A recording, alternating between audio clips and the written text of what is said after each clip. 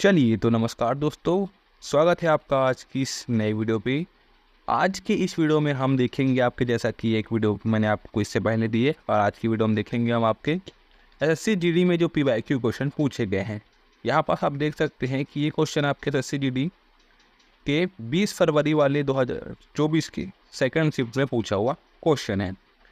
तो ये क्वेश्चन देख लेते हैं, क्योंकि ये क्वेश्चन आपके आने वाले एसएससी जीडी 2025 की एग्जाम में बहुत ही महत्वपूर्ण होने वाला है। ठीक है, तो देख लेना एक बार। चलिए शुरू करते हैं। तो इससे पहले मैंने 1 नंबर से क्वेश्चन 10 तक मैंने आपको करा दी है, और 11 से आज मैं शुरू कर रहा हूँ, तो देख लीजिएगा। अगर आपने पहली वीडियो नहीं देखी है तो देख लेना। बहुत ही इंपॉर्टेंट टॉपिक है, जो आपके क्वेश्चन है जो आपके एग्जाम में पूछे गए थे वही लिए गए हैं। ठीक है, क्वेश्चन है आपका, भारत में दूसरे चीफ ऑफ डिफेंस स्टाफ के रूप में निम्नलिखित में से किसे नियुक्त किया गया था, ये आपके एग्जाम में पूछा गया था। ठीक है, तो यहाँ पास आप देख सकते हैं ऑप्शन नंबर फर्स्ट में क्या दिया है, एडमिरल आर हरि कुमार। ठीक है, ऑप्शन नंबर बी क्या दिया है, आप देख सकते हैं यहाँ पास ऑप्शन नंबर बी दिया है यहाँ पास आपका जनरल मनोज पांडे। वहीं पे आपका ऑप्शन सी दिया है आपका जनरल मनोज मुकुंद नरवणे। ठीक है, और ऑप्शन डी दिया है आपका लेफ्टिनेंट जनरल अनिल चौहान।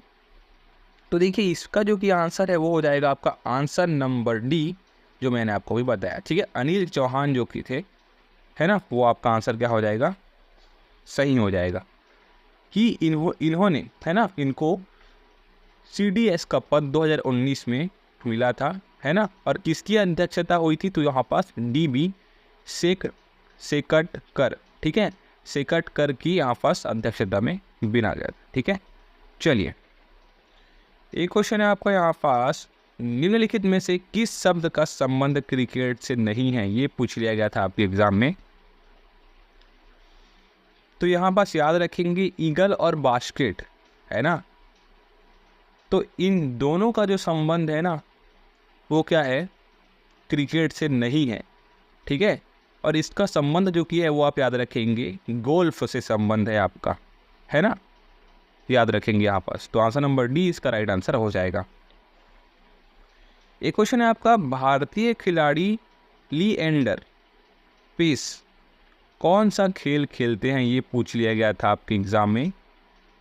तो ऑप्शन नंबर जो यहाँ पास डी है, लॉन टेनिस, वही आपका आंसर बिल्कुल सही हो जाएगा। ठीक है, और इन्होंने जो की है 1996 में अटलांटा ओलंपिक खेलों में एकल कांस्य पदक जीता था, याद में रखेंगे।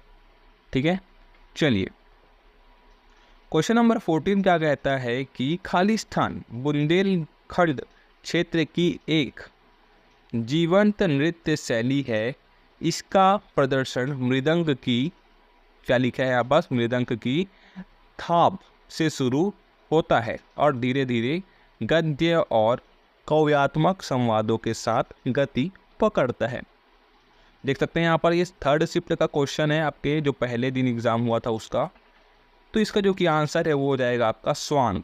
ठीक है, स्वांग बुंदेलखंड क्षेत्र की एक जीवन नृत्य शैली है, इसका प्रदर्शन मृदंग की थाप से शुरू होता है और धीरे धीरे गद्य और काव्यात्मक, है ना, संवादों के साथ गति पकड़ता है, याद में रखेंगे, है ना। और ये जो नृत्य है वो आपके राजस्थान, हरियाणा, उत्तर प्रदेश और मध्य प्रदेश के क्षेत्रों में किया जाने वाला एक नृत्य है। ठीक है, एक क्वेश्चन है आपका, उस्ताद बिंदा खान का संबंध निम्नलिखित में से किस वाद्य यंत्र से संबंधित है। तो दोस्तों अगर आपने एसएससी एमटीएस का एग्जाम दिया होगा तो ये same question as it is पूछा गया था आपके एग्जाम में, और आपका आंसर जो कि था वो होगा आपका सारंगी। ठीक है, उस्ताद बिंदा खान का संबंध सारंगी से है। ठीक है, चलिए वहीं पे अगर हम बांसुरी की बात करेंगे तो हरिप्रसाद चौरसिया आ जाएगा। ठीक है, पन्नालाल घोष भी आ जाएगा, है ना। और हम वहीं पे हम तबला की भी बात करेंगे तो वो हो जाएगा आपका पंडित किशन महाराज। ठीक है, याद में रखेंगे। वहीं पे अगर हम शहनाई की बात करेंगे तो वो हो जाएगा आपका बिस्मिल्लाह खान। और कुछ आते हैं जो मैंने आपको नहीं बताया, लेकिन जो इम्पोर्टेंट है वो मैंने आपको बता दिया है। एक क्वेश्चन है आपका, मैसूर दशहरा भारत के खालिस्तान राज्यों में एक भव्य उत्सव है जिसमें शाही जुलूस, सांस्कृतिक कार्यक्रम और सजाए गए हाथियों का प्रदर्शन होता है। ये पूछ लिया गया था आपके एग्जाम में। तो इसका जो कि आंसर है वो हो जाएगा आपका बी, कर्नाटक। ठीक है, कर्नाटक जो कि है मैसूर दशहरा 10 दिवसीय उत्सव है, ये भी आप याद में रखेंगे, 10 दिन की ये उत्सव है ना। और जो शुरुआत है ना 9 रातों से होती है, जिसे हम नवरात्रि कहते हैं, ये भी आप याद में रखेंगे। और आखिरी दिवस जो कि होता है 10वां दिन, वो होता है आपका विजयदशमी या फिर दशहरा। ठीक है, तो आंसर नंबर बी इसका राइट आंसर हो जाएगा। एक क्वेश्चन है आपका, 17 ओलंपिक टेबल टेनिस है ना, टेबल टेनिस स्पर्धा में यदि अंक 10-10 पर बराबर है, इक्वल है, तो एक खिलाड़ी को गेम जीतने के लिए खालिस्तान अंक की बढ़त के लिए प्रयास करना होगा।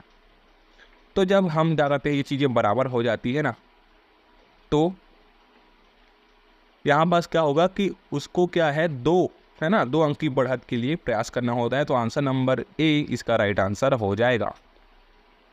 वहीं पे क्वेश्चन है आपका, किसी भी टेनिस खेल में यदि दोनों खिलाड़ी एक खेल में 3-3 अंक जीतते हैं तो इसे क्या कहा जाता है, ये पूछ लिया गया था, है ना। 2-2 अंक, 3-3 अंक जीतते हैं, मतलब 40-40 स्कोर हो जाते हैं। तो इसे क्या कहा जाता है, ये पूछ लिया गया था। तो याद रखेंगे, इसे कहा जाता है आपका ड्यूस। ऑप्शन नंबर बी इसका राइट आंसर हो जाएगा। वहीं पे क्वेश्चन है आपका, हॉर्नबिल उत्सव में निम्नलिखित में से कौन सी मूल जनजाति अपनी संस्कृति और परंपराओं का प्रदर्शन करती है। तो इसका सिंपल सा आंसर है आपका आंसर सी, नागा, है ना।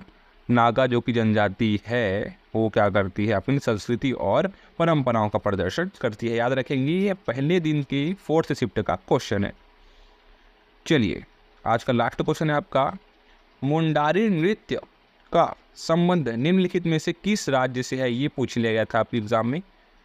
तो याद रखेंगे, झारखंड से संबंधित है आपका मुंडारी नृत्य का, है ना। तो आंसर नंबर क्या हो जाएगा, बी बिल्कुल सही हो जाएगा।